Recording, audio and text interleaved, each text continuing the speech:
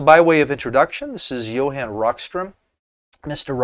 Rockstrom, he is one of the directors for the Potsdam Institute of Climate Impact Research. And why he's so important is because he's one of the chief individuals that directs climate-related research that's fed into the Intergovernmental Panel of Climate Change, IPCC. And that, the IPCC then forwards their information to the United Nations and other global and corporate leaders. We've reached 1.2 degrees Celsius of global mean surface temperature rise, the warmest temperature on Earth over the past 100,000 years. We have just scratched on 1.5 degrees Celsius as an annual mean in 2023. But what worries us most is this. We are starting to see an acceleration of warming over the past 50 years, 0.18 degrees Celsius per decade from 1970 to 2010. But then from 2014 onwards, it abruptly jumps up to 0.26 per decade. And if we follow this path, we will crash through 2 degrees Celsius within 20 years and hit 3 degrees Celsius by the year 2100, a disastrous outcome caused by us humans. Following a pathway that takes us to 2.7 degrees Celsius in only 70 years. And we've had a 10,000 year period where our civilizations have developed, where we've had an enormous privilege of a planet at 14 degrees Celsius plus minus 0.5 degrees Celsius. That's the Holocene since we left the last ice age. And if you look 3 million years back, we never exceeded 2 degrees Celsius. That's the warmest temperature on Earth during the entire Quaternary. The coldest point, minus 5 degrees Celsius, ice age. I call this the corridor of life. Just think about a student, easily manipulated Ivy League student, absorbing this information from his professors or her professors. Those Ivy League students are the ones that are hired for posts and positions of power in our governments throughout the world. These are the individuals that are well networked and have big pocketbooks thanks to their parents usually being fairly well off.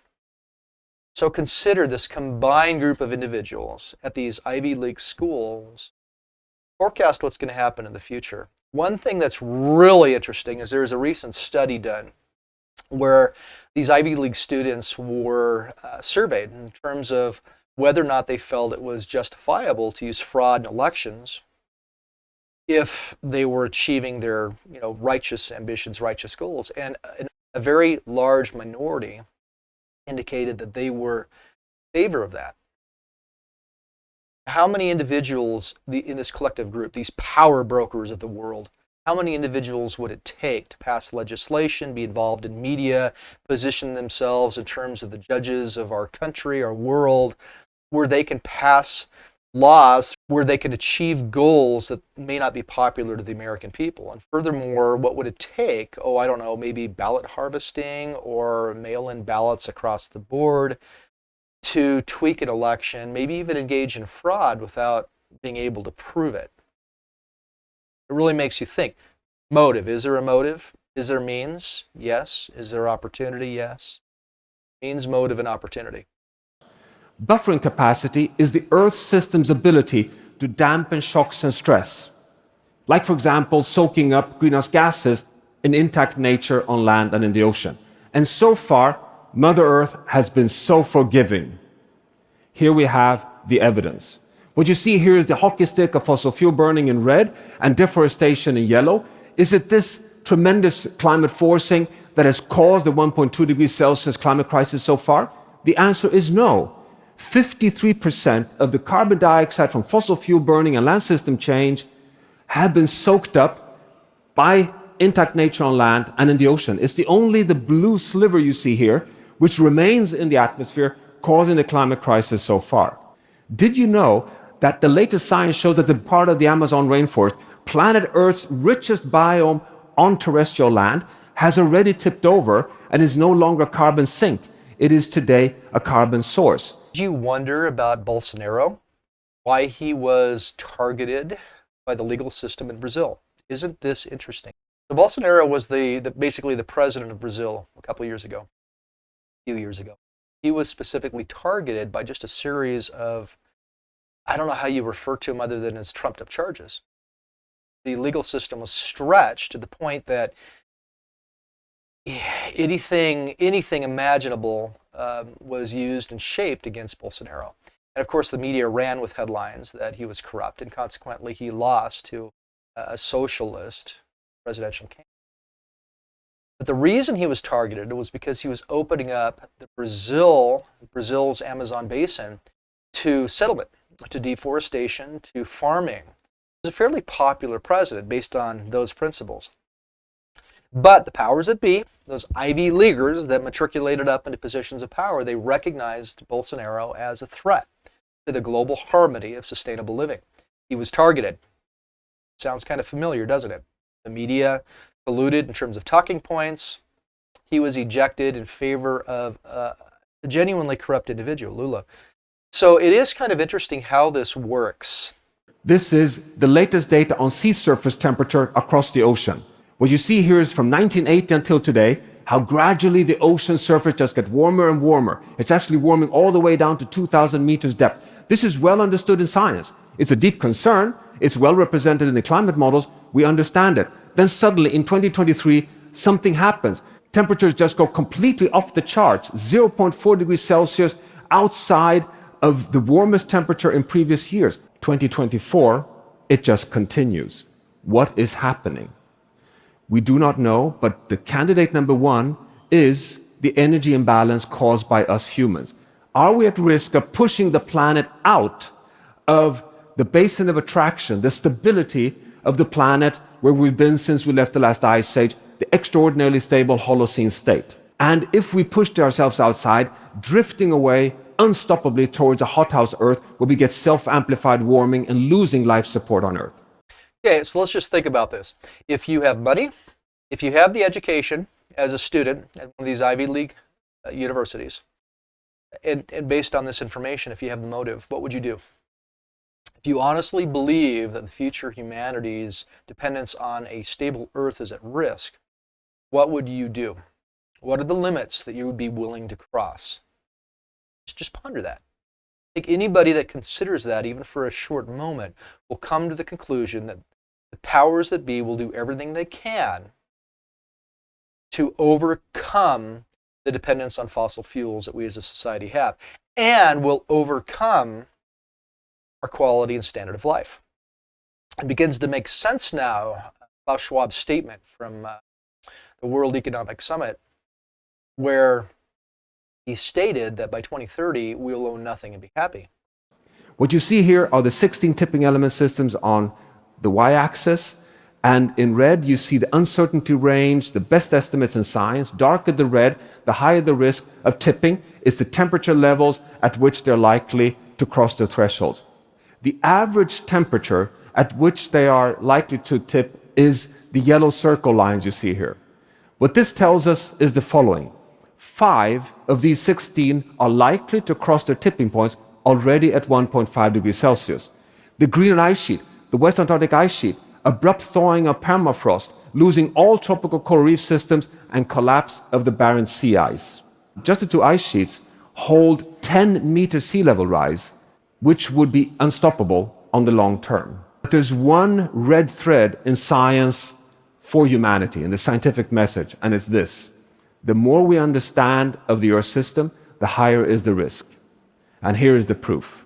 The 5 IPCC assessments, the Intergovernmental Panel on Climate Change, 30 years of scientific advancements. Here again you see risk assessment, darker the red, higher the likelihood of causing irreversible change in the climate system. 30 years back, the risk was put at 5 degrees Celsius of tipping, and coming down to current state of science, the risk is set at 1.5 to 2 degrees Celsius. We are in the midst of a danger zone today. Let's go to the Amazon basin. Again, the richest terrestrial ecosystem on land. Climate science estimates the risk of the Amazon rainforest tipping over irreversibly to a savanna at 3 to 5 degrees of global mean surface temperature rise. A really high temperature, unlikely even to be met over the next 70 years. But if we lose forest cover, the risk is that the system can tip already at 1.5 to 2 degrees Celsius if we lose more than 20 to 25% of forest cover. So that's a very dangerous combination. Where are we today? We are at 1.2 degrees Celsius global mean surface temperature rise and 17% of deforestation. So now it makes sense why Bolsonaro was ejected from the Brazilian presidency. Here's something interesting. Recently, one of the Supreme Court justices was interviewed, and his statement was that every American citizen is committing a felony every day based upon one of two factors. One is the doubling of legislation that's happened regarding laws of the land within the last 20 years. And two, the order of magnitude more regulations instituted over the same period of time by unelected bodies. So if you wanted to target someone, all you have to do is find a law that applies and take that guy out. Use the collusion of media and marketing to be able to campaign against that person, and presto, you can change somebody that's otherwise fairly innocent into a felon. We need to operate, to navigate within the global carbon budget that gives us a chance of holding 1.5. What remains for us is only 200 billion tons of carbon dioxide that we can continue emitting to have a 50% chance of holding 1.5. We emit today 40 billion tons of carbon dioxide per year, giving us 5 years at current rate of emission before we've consumed the budget. We are seriously running out of time. 1.5 degrees Celsius was the target the IPCC adopted last decade. Ponder this just for a moment. 2018 and 2019 IPCC report stated, both of them stated this, have to reduce overall global carbon emissions by 7.6% annually between 2020 and 2030 to maintain that 1.5 degree Celsius increase target. Do you know, oddly enough, what the overall global reduction in carbon emissions were in 2020? About 7%. But based on that pie graph that we just looked at, 5 years of safety net left for that 1.5 degrees Celsius target. What do you think is going to happen the rest of this decade? That's another reason why we're going to see significant changes this decade. That's why Schwab's statement comes to mind. It's so eloquently powerful when we put the two together. The statements we've heard, the World Economic Summit, the World Economic Forum, etc. Several of these global groups that get together to discuss the outcome of our lifestyles, sustainability. Why the discussion points always seem to target radical changes, such as the "you shall not own anything and be happy" statement. This is why. This is what we're plunging toward right now. This is what we're targeting. We have to radically change our lifestyle based upon these models that the people in power believe. You have it here. Bend the curve of emissions immediately and follow a path where we reduce emissions by at least 7% per year for a safe landing and a net zero world economy by 2050. Stalin, he did some amazing things. I mean, think about it. He inherited a nation of wooden plows and transformed it into a nuclear superpower. Okay? Freedom of speech, was it allowed? Of course not. No. Kind of, owns the media, put pressure on sources of information so they wouldn't supply the public with things that would allow them to think. They had to have that veneer of propaganda. What else did he do? He exiled 6 million people. He sent 18 million people to gulags. For bed in some evenings, he'd sign the death warrants for thousands of people and state that he only wished he could sign more death warrants. That is what a command economy does. And that is what's happening in the world. We're effectively supporting this notion of adopting a Stalinist ideology.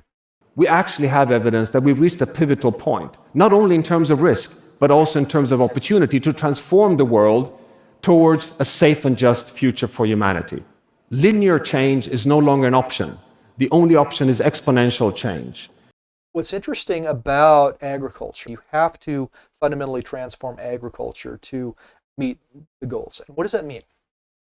Well, how do you go from industrialized agriculture that's heavily dependent upon carbon costs in terms of not just the diesel that goes into tractors, but fertilizer distribution? How do you go from that to a net zero impact from agriculture? I mean, there's clearly only one way, and that's local and independent food production, gardens in the backyard. And that I've invested so much of my time and money and energy into building greenhouses and doing technology.